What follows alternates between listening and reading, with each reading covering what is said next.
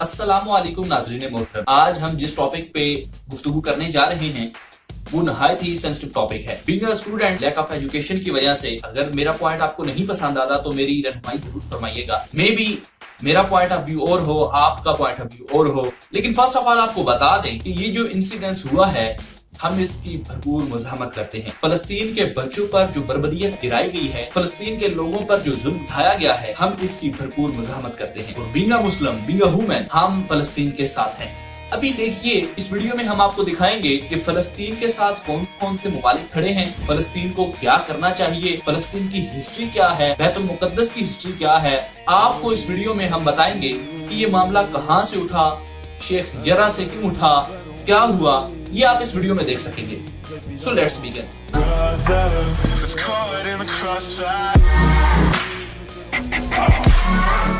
नाज़रीन, अगर आप हिस्टोरिकल बैकग्राउंड देखें तो ब्रिटिश ने 2 आईपी खेले। पहला आईपी खेला उन्होंने 1947 में, दूसरा उन्होंने आईपी खेला 1948 में। अब ये आईपी क्या है? यानी India and Pakistan unfair boundary distribution. उन्होंने ऐसा क्यों किया? इसीलिए किया ताकि ये दोनों स्टेट्स इंडिपेंडेंट होते हुए भी इंडिपेंडेंट न रहें बल्कि हमारे पास आए। अब देखिएगा कि बांग्लादेश से लगभग 2000 माइल्स का फासला था पाकिस्तान से, उन्होंने ये पाकिस्तान के हिस्से में कर दिया। बंगाल और पंजाब की जो तकसीम हुई रेड क्लिफ अवार्ड की तरफ से, वो आपके सामने है। अनफेयर बाउंड्री डिस्ट्रीब्यूशन क्यों की गई? इसी वजह से कि ये कॉन्फ्लिक्ट जारी रहे, कश्मीर का मसला जारी रहे, ये हमसे वेपन्स परचेज करते रहे, एक दूसरे को मारते रहे, लड़ते रहे, हमारे पास आते रहे। 1948 में देखिए आईपी की एक और इन्होंने मैच खेला। आईपी मतलब इसराइल और फलस्तीन। इन्होंने यहाँ पे क्या किया? आपको याद होगा कि 1946 से पहले तक फलस्तीन 100% था, लेकिन कटता 10% रह गया। इन्होंने 1948 में अनफेयर बाउंड्री डिस्ट्रीब्यूशन कर दी। इन्होंने फलस्तीन और इसराइल को टुकड़ों में बांट दिया। 1946 से पहले या 1946 तक आप देखिएगा तो फलस्तीन 100% लैंड के हिसाब से था। इस बात से इनकार नहीं किया जा सकता कि वहां पर यहूदी नहीं थे, यहूदी थे, लेकिन मुस्लिम जो थे अक्सरियत में थे। लेकिन 1948 में इन्होंने क्या किया? 48% फलस्तीन को दे दिया और 44% इसराइल को दे दिया। 8% यहां पे यरूशलेम था, वो यूएनए के कब्जे में आ गया। अब वो उन्होंने अपने कब्जे में क्यों कर लिया? क्योंकि यहां पे 3 कम्युनिटी इस प्लेस को होली प्लेस समझती थी। क्रिश्चियन कहते थे कि ये हमारी होली प्लेस है, ज्यूज कहते थे कि ये हमारी होली प्लेस है, मुसलमान कहते थे कि हजरत मोहम्मद सल्लल्लाहु अलैहि वसल्लम मिराज की रात गए, उन्होंने यहाँ पे जमात करवाई, तो इसलिए ये हमारी होली प्लेस है। उन्होंने ये यरूशलेम को अपने अंडर कर लिया। अब यहाँ पर हुआ क्या? यरूशलेम के ईस्ट में शेख जर्राह है। उन्होंने कहा, वो पेपर लेकर आए, उन्होंने कहा कि 150 साल पहले हमें शेख जर्राह अरेबिक पीपल्स ने बेचा था। अभी सुप्रीम कोर्ट ने ऑर्डर किया वहां की इसराइल की कि वहां शेख जर्राह के जिस इलाके में फलस्तीनी आबाद हैं वहां से फलस्तीनियों को निकाला जाए और इनके हैंड ओवर किया जाए। अभी हुआ क्या? 500 फलस्तीनी घर थे वहां पे, 500 फलस्तीनी। वहां पे तोड़फोड़ शुरू हो गई, मुसलमानों को मारा गया। अब यहां पे एक आपको चीज बता दें कि गजा स्ट्रिप जो है इजिप्ट के साथ पड़ता है और एक वेस्टर्न बैंक है जो दूसरा पार्ट है फलस्तीन का। वेस्टर्न बैंक वालों के पास न नेवी है, न मिलिट्री है, न कोई हथियार है, न कोई डिफेंस के लिए कुछ है। उनके पास जस्ट लाठी है या पत्थर वगैरह है। वेस्टर्न वालों ने क्या किया? वेस्टर्न बैंक वालों ने पत्थर मारे, लेकिन हमास को बड़ा गुस्सा आया। हमास क्या है? हमास एक नॉन गवर्नमेंटल एक ऑर्गेनाइजेशन है, लेकिन वो इसे टेररिस्ट तंजीम कहते हैं।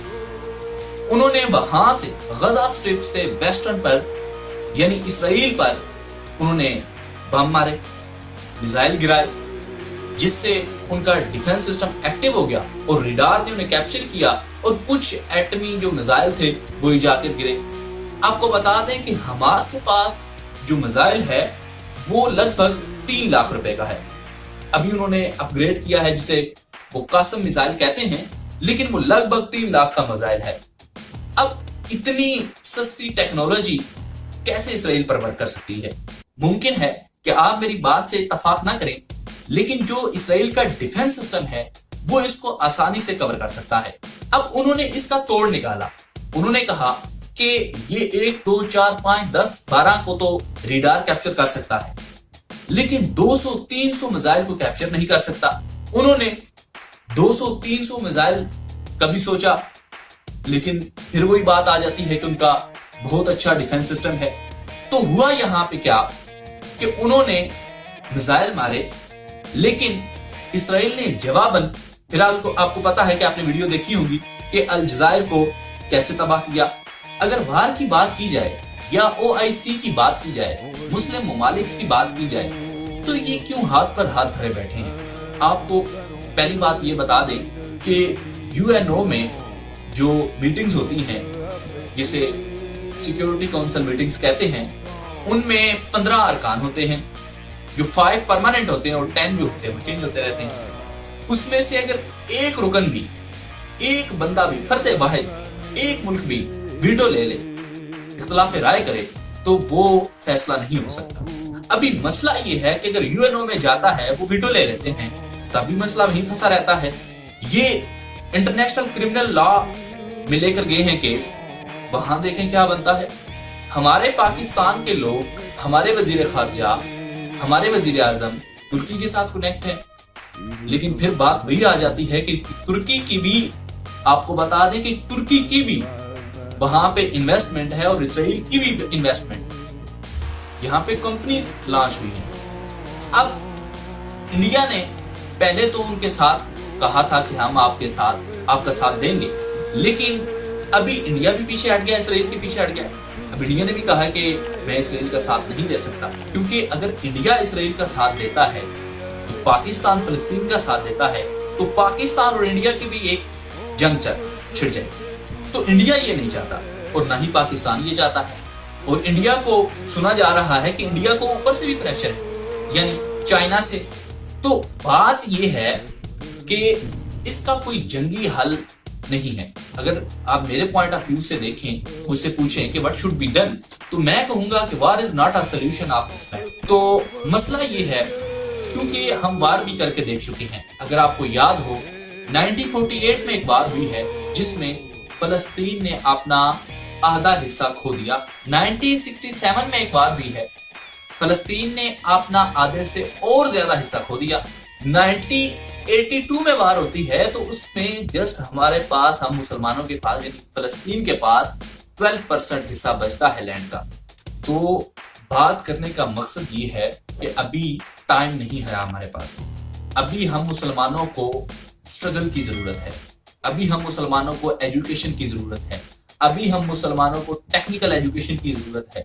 आपको याद होगा कि 57 में जब जंग आजादी होती है, बल्कि इससे भी पीछे चले जाएं, जब ब्रिटिश यहाँ पे आते हैं, ईस्ट इंडिया कंपनी को लॉन्च करते हैं, तो वो आहिस्ता आहिस्ता स्ट्रगल करते हैं, सब कंटिनेंट के लोगों को जानते हैं।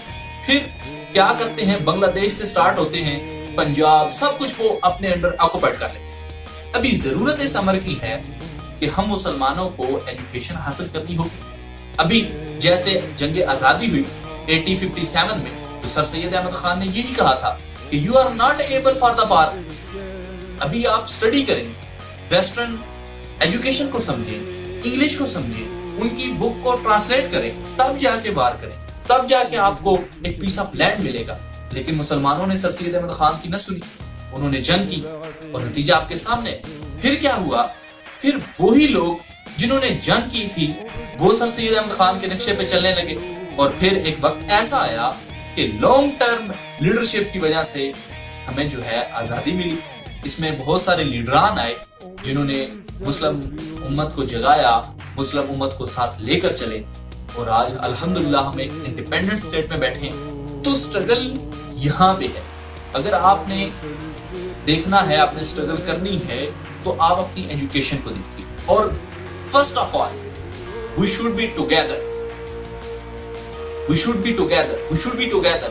اگر ہم یکجا نہیں ہوں گے تو ہم کسی کے ساتھ بھی جنگ کرنے کے اہل نہیں. اگر ہم ممالک سب یکجا نہیں ہوں گے, ہمارے پرسنل بینیفٹس, ہمارے پرسنل میٹرز, ہمارے پرسنل افیئرز ایک نہیں ہوں گے, ہم سب ایک یکجا نہیں ہوں گے, تو یہ جنگیں ہوتی رہیں, مسلم امت کو پریشان کیے ہی جائے گا. OIC اگر قدم نہیں اٹھائے گی, OIC اگر میدان میں نہیں آئے گی, OIC اگر ان کو منہ توڑ جواب نہیں دے گی, تو یہ میٹر ایسے ہی رہیں گے. یہ 12% سے بھی ہاتھ دھو بیٹھیں گے.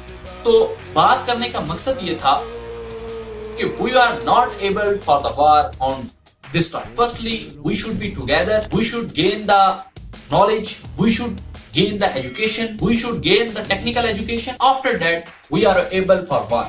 پھر ہم ہلا بول دیں گے, پھر اسرائیل سر نہیں اٹھا سکے گا, ہم امت مسلمہ کی فتح ہو. لیکن ابھی ہم نے اتنی جنگ کر کے دیکھ لی ہیں, 1948 کی, 56 کی, 67 کی, 73 کی, 82 کی, بجائے کوئی فائدہ ہونے کے ہم نے اپنا لاس کیا. آپ نے دیکھا ہوگا ویڈیوز میں کیسے مسلمان بربریت کا شکار ہیں, کیسے مسلمانوں پر ظلم اٹھائے جا رہے ہیں, مسلمانوں کے بچے مر رہے ہیں. حماس نے تو حملہ کیا میزائل سے, ان کا کتنا نقصان ہوا آپ کے سامنے, ان کا اکانومی نقصان ہوا, لیکن وہ لاکھوں اربوں پتی ہیں اور ہماری اکانومی ڈاؤن ہے. ہم اپنی جانوں کے نذرانے پیش کر کے, مسلمان اپنے بچوں کے نذرانے پیش کر کے اس حملے کا بدلہ دیتے ہیں. وہ تو اس بات کو اچھا سمجھتے ہیں, بلکہ وہ تو کہتے ہیں کہ مسلمانوں کو ہم اکساتے ہیں, وہ پتھر لے کر آتے ہیں اور ہم پہ بندوقوں سے مارتے ہیں, میزائلوں سے مارتے ہیں, بمباری کرتے ہیں, ان کے پاس ایئر فورس ہے, وہ آکوپائیڈ کر لیتے ہیں پلیس. تو بات کرنے کا یہ مقصد تھا کہ ہمیں یہ دیکھنا چاہیے کہ ہمیں پہلے کرنا کیا ہے. میں بار بار کہہ رہا ہوں, we should be together, we should be together, we should be together. ہمیں تمام مسلم ممالک کو اکٹھا ہونا چاہیے. اس کے بعد ہمیں ان کے ساتھ ٹیبل ٹاکنگ کرنی چاہیے. اگر نہیں مانتے, کسی بات پر نہیں آتے, تو ہم we are able for the war. پھر ہم ان کی نہیں سنیں, ہم ان پر چڑھ گئے.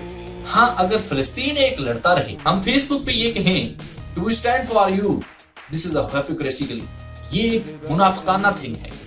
ہم ابھارتے ہیں.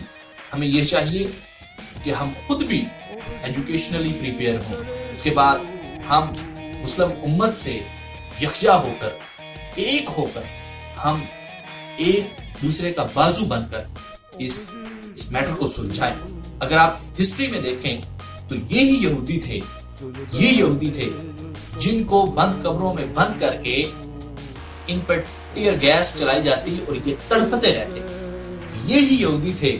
آپ کو پتا ہے کہ ہٹلر نے ان کا کیا حال کیا, لیکن یہ کیسے فلسطین میں آئے ریفیوجیز بن کے پناہ لینے کے لیے, اور آہستہ آہستہ آکوپائیڈ ہوتے گئے, آہستہ آہستہ آکوپائیڈ ہوتے گئے, اور آج یہ دنیا پہ راج کرنا چاہتے ہیں. تو یہ چیز ایجوکیشن سے ہوتی ہے, ایک دوسرے کو پڑھنے سے ہوتی ہے, مطالعہ سے ہوتی ہے, نالج سے ہوتی ہے. This is not time of war. آپ اس کے متعلق کیا رائے دینا چاہتے ہیں, کمنٹ باکس میں کمنٹ کر کے ضرور بتائیے. We are the Muslim and I proud to be a Muslim. Thanks for this watching.